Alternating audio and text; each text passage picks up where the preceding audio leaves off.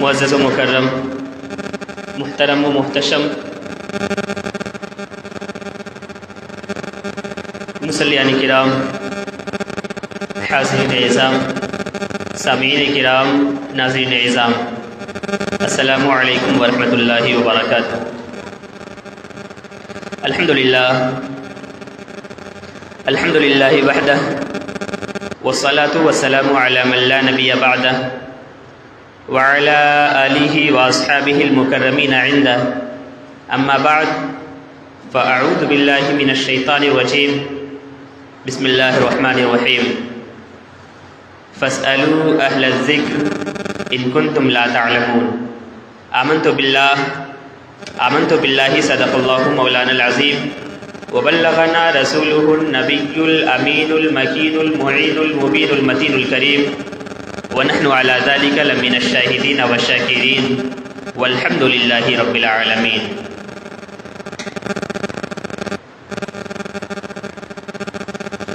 محترم مصلیان کرام، سامعین کرام، آئیے کچھ عرض و معروض سے پیشتر، کچھ گفت و شنید سے پہلے اور کچھ سننے اور سنانے سے قبل آقا نامدار، مدینے کے تاجدار، حبیب پروردگار، شفیع روز شمار، جناب احمد مجتبیٰ محمد مصطفیٰ محمد رسول اللہ ارواحنا فدا صلی اللہ علیہ وآلہ وسلم کی بارگاہ بے کس پناہ والی جاہ میں درود و سلام کی ڈالی عقیدت و محبت کی تھالی میں بھر کر پیش کریں۔ پڑھیں بآواز بلند، اللہم صلی وسلم وبارک علی سیدنا و مولانا و ماوانا و ملجانا محمد معدن الجود والکرم منبع العلم والحلم والحکم و آلہ الکرام و ابنہ الکریم۔ محترم سامعین کرام،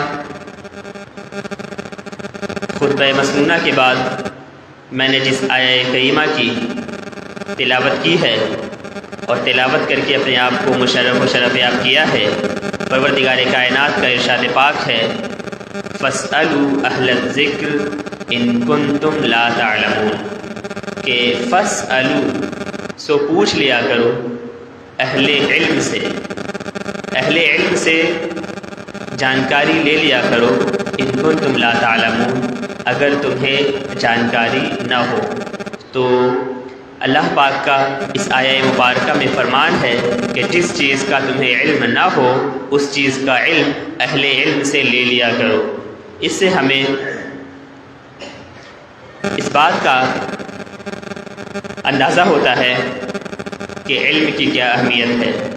پروردگار کائنات نے خود قرآن مقدس میں فرما دیا کہ جس بات کا بھی تمہیں علم نہ ہو اس بات کا علم اہل علم سے، علم والوں سے لے لیا کرو۔ علم کی بہت فضیلت آئی ہے، بہت اہمیت ہے۔ قرآن میں جگہ جگہ علم کے تعلق سے فرامین موجود ہیں اور احادیث مبارکہ میں بھی بے شمار ایسی حدیثیں ہیں، حدیث کی کتابوں میں بھری پڑی ہیں، جن سے علم کی اہمیت، افضلیت، عظمت و مرتبت اور قدر و منزلت کا اندازہ ہوتا ہے۔ علم کی اہمیت اتنی زیادہ ہے کہ علم اور اہل علم کی بہت فضیلتیں آئی ہیں۔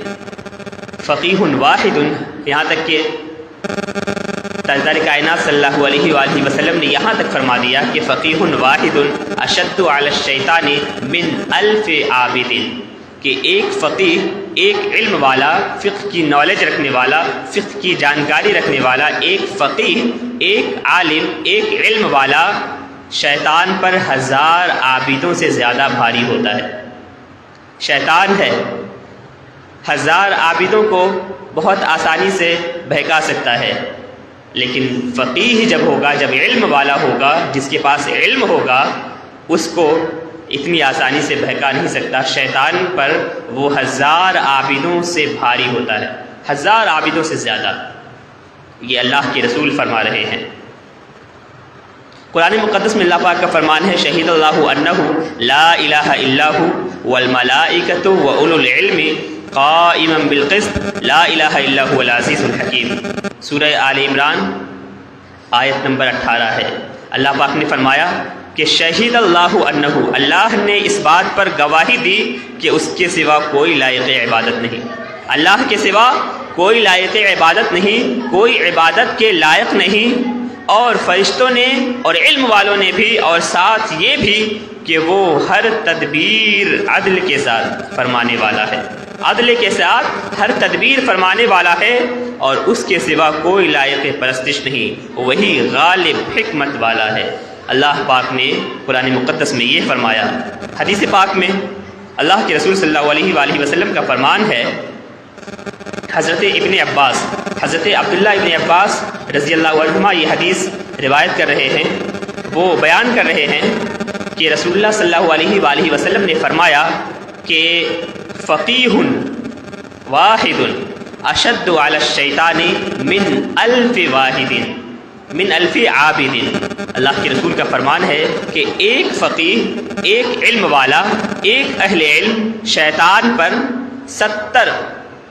70 حضور فرما رہے ہیں کہ ایک فقیہ جو ہوتا ہے، ایک علم والا، شیطان پر 1000 عابدوں سے زیادہ بھاری ہوتا ہے، 1000 عابدوں سے زیادہ۔ یہ اور ابن ماجہ کی روایت میں ایک فقیہ کے الفاظ ہیں، فقیہ واحد، اسے امام ترمذی اور امام ابن ماجہ نے بھی روایت کیا ہے۔ اہل علم کی اہمیت کا اندازہ لگایا جا سکتا ہے کہ ایک طرف ایک عالم ہے، ایک طرف ایک فقیہ ہے، اور ایک طرف ہزاروں عابد ہیں، عبادت کرنے والے ہیں، عبادت گزار لوگ ہیں۔ حضور فرما رہے ہیں کہ ایک عالم، ایک علم والا شخص، ایک فقیہ شیطان پر 1000 عابدوں سے زیادہ بھاری ہوتا ہے۔ یہ علم کی اہمیت ہے۔ جو علم حاصل کر لیتا ہے اس کا مرتبہ ہے، اس کا مرتبہ اتنا بلند ہو جاتا ہے، اس کا مرتبہ اتنا عرفہ و اعلیٰ ہو جاتا ہے، اس کا مرتبہ اتنا بلند و بالا ہو جاتا ہے کہ حضور فرما رہے ہیں کہ وہ شیطان پر 1000 عابدوں سے زیادہ بھاری ہو جایا کرتا ہے۔ اور اگلی روایت جو حضرت ابو ہریرہ رضی اللہ عنہ سے مروی ہے، حضرت ابو ہریرہ روایت کر رہے ہیں کہ حضور نے فرمایا، دین میں تفقہ کے ساتھ کی گئی اللہ تعالیٰ کی عبادت سے افضل کوئی چیز نہیں۔ تفقہ کے ساتھ، فقہ کی جانکاری لے لینے کے ساتھ، فقہ کا علم جسے ہو، علم لے لینے کے بعد، مسئلے مسائل جاننے کے بعد اس کے ساتھ جو عبادت کی جاتی ہے اس سے افضل کوئی عبادت نہیں۔ حضور فرما رہے ہیں کہ دین میں تفقہ کے ساتھ، دین میں تفقہ کے ساتھ کی گئی اللہ تعالیٰ کی عبادت سے افضل کوئی چیز نہیں۔ اور آگے فرمایا، اور ایک فقیہ 1000 عابدوں سے بڑھ کر شیطان پر بھاری ہوتا ہے۔ ہر چیز کا کوئی نہ کوئی ستون ہوتا ہے۔ حضور آگے فرما رہے ہیں ہر چیز کا کوئی نہ کوئی ستون ہوتا ہے، کوئی کھمبا ہوتا ہے، کوئی پلر ہوتا ہے، کوئی بنیاد ہوتی ہے، ہر چیز کی بنیاد ہوتی ہے۔ حضور فرما رہے ہیں ہر چیز کا کوئی نہ کوئی ستون ہوتا ہے، اور اس دین کا ستون فقہ ہے۔ اس دین کا ستون کیا ہے؟ فقہ ہے، یعنی دین کی سمجھ بوجھ حاصل کرنا، دین کے مسئلے جاننا، دین کے مسئلے مسائل کا علم حاصل کرنا، یہ اس کا ستون ہے، اس دین کا ستون ہے۔ ہر چیز کا کوئی نہ کوئی ستون ہوتا ہے، اور اس دین کا، دین اسلام کا ستون یہ ہے کہ دین کی سمجھ بوجھ حاصل کرے، دین کی جانکاری حاصل کرے، دین کا مسئلہ جانے۔ حضرت محترم حضرت ابو ہریرہ نے فرمایا، دینی مسائل سمجھنے کے لیے ایک گھڑی بیٹھنا، ایک گھڑی، ایک ساعت بیٹھنا، ایک لمحہ، کوئی ایک لمحہ بیٹھے اور دین کی جانکاری حاصل کرے، سمجھ بوجھ حاصل کرے، دین کے مسئلے مسائل جانے۔ کسی مسئلے کا علم نہ ہو وہ مسئلہ پوچھے، اہل علم سے مسئلہ جانے۔ تو حضرت ابو ہریرہ فرما رہے ہیں کہ دینی مسائل سمجھنے کے لیے ایک گھڑی بیٹھنا مجھے پوری رات اللہ تعالیٰ کی عبادت کرنے سے بھی زیادہ محبوب ہے۔ صحابی رسول ہیں، وہ فرما رہے ہیں ایک شخص ہے وہ پوری رات عبادت میں گزار رہا ہے، پوری رات عبادت میں لگا ہوا ہے، پوری رات اللہ کی بارگاہ میں جبین نیاز جھکا کے بیٹھا ہے۔ حضرات محترم حضرت ابو ہریرہ فرما رہے ہیں کہ کوئی شخص پوری رات عبادت میں لگا رہے، اور ایک شخص ہے جو صرف ایک ساعت، ایک گھڑی، ایک لمحہ علم حاصل کرنے میں لگا دے، دین کی سمجھ بوجھ حاصل کرنے میں لگا لے، دین کی جانکاری حاصل کرنے میں لگا لے، دین کے مسائل جاننے میں لگا لے۔ فرما رہے ہیں کہ وہ شخص زیادہ بہتر ہے جو ایک ساعت، ایک گھڑی، ایک لمحہ علم حاصل کرنے میں لگاتا ہے۔ یہ ہے علم کی اہمیت، یہ ہے علم کی فضیلت، یہ ہے علم حاصل کرنے کا مقام و مرتبہ۔ علم کا مقام و مرتبہ اتنا زیادہ کر دیا، اتنا زیادہ بڑھا دیا کہ کوئی شخص ایک ساعت، ایک لمحہ علم حاصل کرے اور کوئی شخص پوری رات عبادتوں میں گزارے، پوری رات ریاضتوں میں گزارے، تو وہ شخص زیادہ بہتر ہے جو ایک گھڑی علم حاصل کرنے میں لگا رہا ہے۔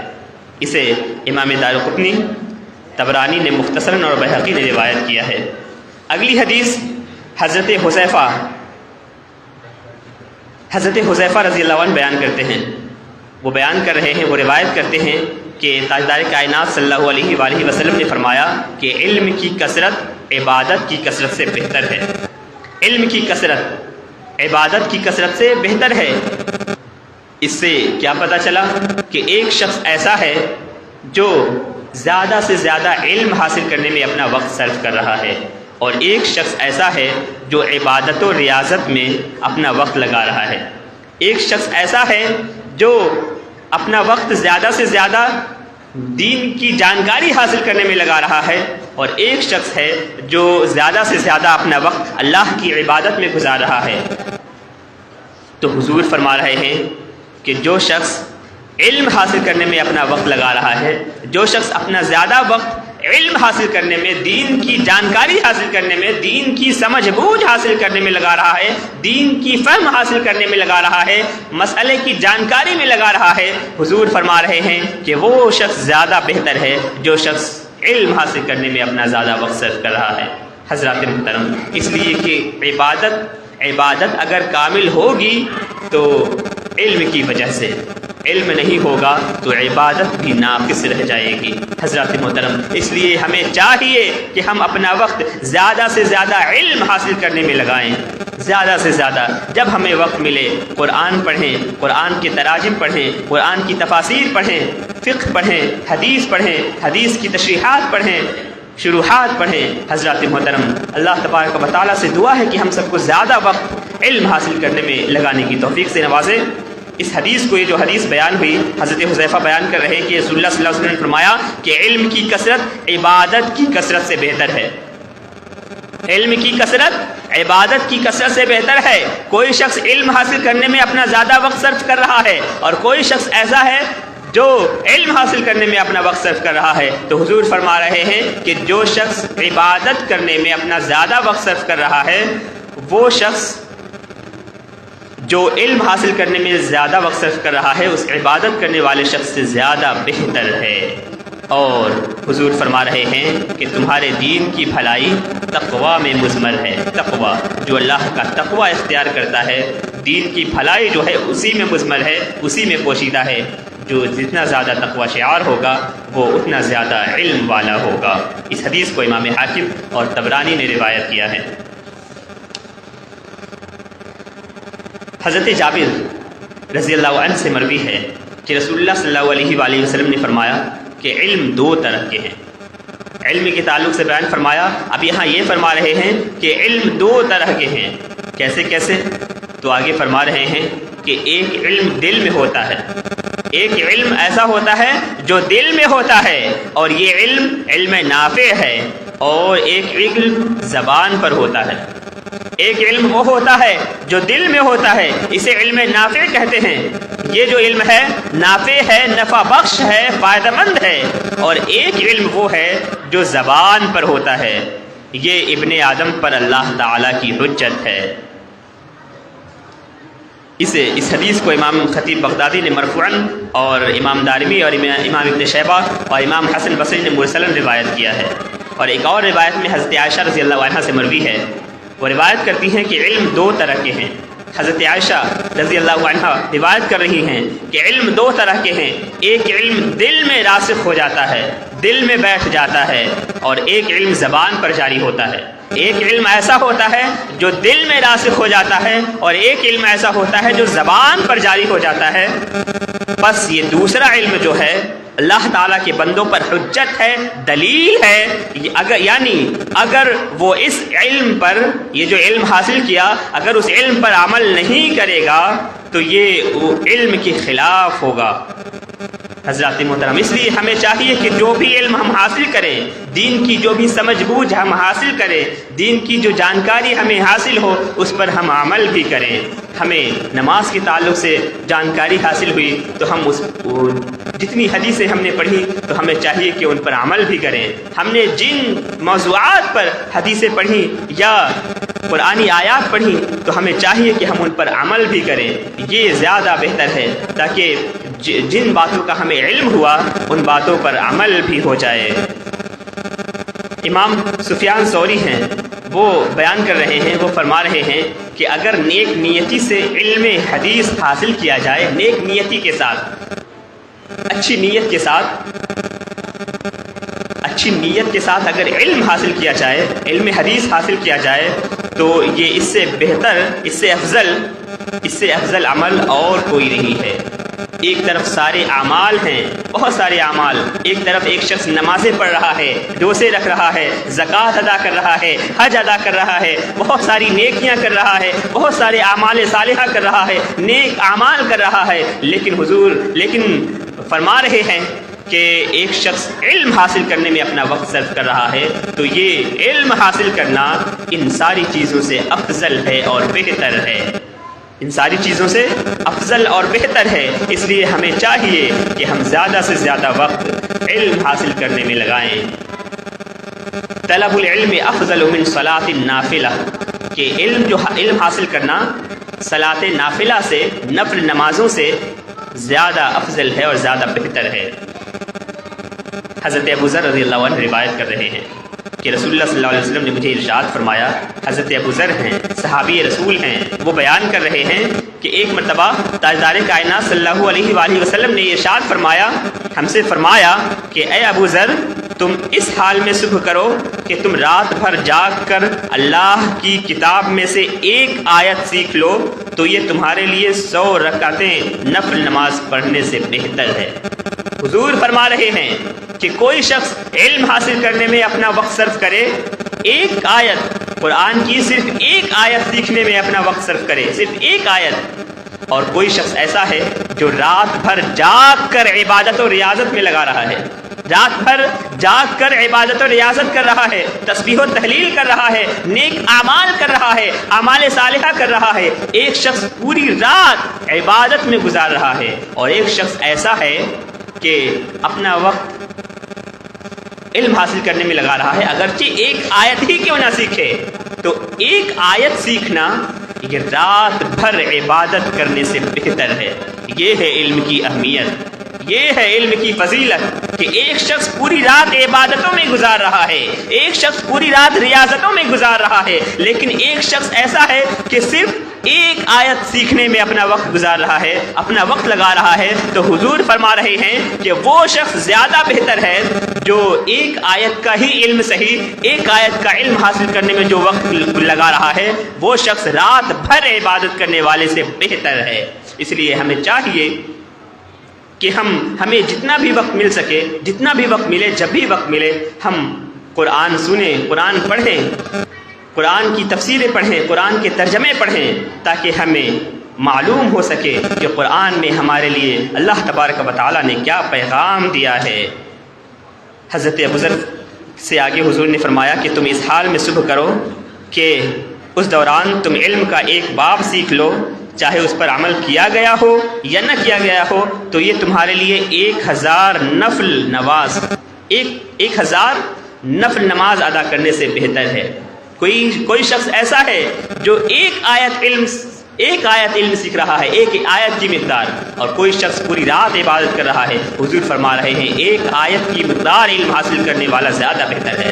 اور حضور فرما رہے ہیں کوئی شخص ایسا ہے جو علم کا ایک باب سیکھ رہا ہے، ایک باب، ایک چیپٹر علم کا، مثال کے طور پر قرآن کریم ہے، قرآن مقدس میں ہم نے ایک چیپٹر پڑھ لیا، اس میں کیا اللہ تبارک و تعالیٰ نے فرمایا ہے یہ پڑھ لیا، یا حدیث کی کسی کتاب سے ہم نے ایک چیپٹر پڑھ لیا، تو حضور فرما رہے ہیں ایک شخص ایسا ہے جو علم کا ایک باب، ایک چیپٹر سیکھتا ہے، اور ایک شخص ایسا ہے جو 1000 رکعتیں نفل نماز پڑھتا ہے۔ حضور فرما رہے ہیں وہ شخص بہتر ہے جو علم حاصل کر رہا ہے۔ وہ شخص بہتر ہے جو علم حاصل کرنے میں اپنا وقت لگا رہا ہے، وہ شخص بہتر ہے وہ شخص اس شخص سے بہتر ہے جو پوری رات عبادت کر رہا ہے، اس شخص سے وہ شخص جو ایک آیت علم حاصل کر رہا ہے، ایک آیت کی مقدار ہی صحیح، اور جو شخص 1000 رکعتیں نفل نمازیں پڑھ رہا ہے، وہ شخص بہتر ہے جو ایک چیپٹر، ایک باب علم حاصل کر رہا ہے۔ یہ فضیلت ہے علم حاصل کرنے کی۔ اسے امام ابن ماجہ نے روایت کیا ہے، اور امام منذری نے بھی فرمایا کہ اس کی سند جو ہے حسن ہے، یہ حدیث حسن ہے۔ ایک اور روایت میں حضرت عبداللہ ابن عمرو رضی اللہ عنہما بیان کرتے ہیں کہ ایک روز رسول اللہ صلی اللہ علیہ وآلہ وسلم اپنے ایک حجرے مبارک سے باہر تشریف لائے۔ حضور ہیں، حجرے مبارک سے باہر تشریف لا رہے ہیں اور مسجد میں داخل ہو رہے ہیں۔ مسجد میں داخل ہوئے، وہاں اپنے صحابہ کرام کے 2 حلقے دیکھے۔ 2 حلقے تھے صحابہ کرام کے، 2 گروپ تھا۔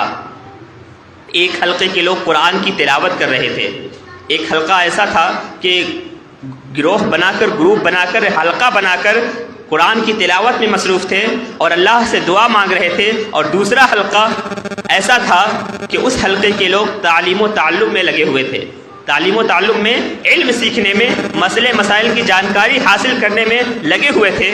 تو آپ نے فرمایا یہ دونوں نیکی کا کام سر انجام دے رہے ہیں، یہ دونوں گروپ جو ہے، دونوں گروپ نیکی کر رہا ہے، اس گروپ کے لوگ بھی نیکی کر رہے ہیں اور اس گروپ کے لوگ بھی نیکی ہی کر رہے ہیں۔ ایک گروپ ایسا ہے جو اللہ کی عبادت میں لگا ہوا ہے، اور دوسرا گروپ ایسا ہے جو علم سیکھنے اور سکھانے میں لگا ہوا ہے۔ حضور نے فرمایا یہ دونوں نیکی کا کام سر انجام دے رہے ہیں۔ اس حلقے والے قرآن پڑھ رہے ہیں اور اللہ سے دعا کر رہے ہیں، وہ اگر چاہے تو انہیں عطا فرما دے، اگر چاہے تو عطا نہ فرمائے۔ لیکن دوسرے حلقے والے لوگ تعلیم و تعلم میں مشغول ہیں، اور میں معلم بنا کر ہی مبعوث کیا گیا ہوں، یہ فرما کر آپ ان تعلیم و تعلم والے اصحاب کے ساتھ تشریف فرما ہو گئے۔ جو لوگ علم حاصل کر رہے تھے، حضور اس حلقے کے ساتھ اس حلقے کے پاس گئے اور ان میں تشریف فرما ہو گئے، اور یہ اہمیت بتا دی کہ علم حاصل کرنے کی اہمیت بہت زیادہ ہے۔ ایک طرف لوگ عبادت میں مصروف تھے اور ایک طرف لوگ علم حاصل کرنے میں مصروف تھے۔ حضور نے فرمایا وہ لوگ زیادہ بہتر ہیں جو لوگ علم حاصل کرنے میں مصروف ہیں، جو لوگ علم حاصل کرنے میں مشغول ہیں۔ اس لیے حضرات محترم، ہمیں بھی چاہیے کہ ہم اپنا زیادہ سے زیادہ وقت علم حاصل کرنے میں لگائیں۔ ہمیں جب بھی موقع ملے قرآن پڑھیں، قرآن کے ترجمے پڑھیں، قرآن کی تفاسیر پڑھیں، حدیث پڑھیں، حدیث کی تشریحات پڑھیں حضرات محترم، اس لیے کہ علم حاصل کرنا یہ عبادتوں سے زیادہ بہتر ہے۔ ہمیں جب بھی موقع ملے تو زیادہ سے زیادہ علم حاصل کریں، موقع ملے تو درس حدیث سن لیا کریں جب بھی موقع ملے۔ اللہ تبارک و تعالیٰ سے دعا ہے کہ ہم سب کو زیادہ سے زیادہ علم حاصل کرنے، اس پر عمل کرنے اور دوسروں تک علم پہنچانے کی بھی توفیقات خیر سے نوازے۔ آمین آمین۔ وآخر دعوانا ان الحمد للہ رب العالمین، والسلام علیکم ورحمۃ اللہ وبرکاتہ۔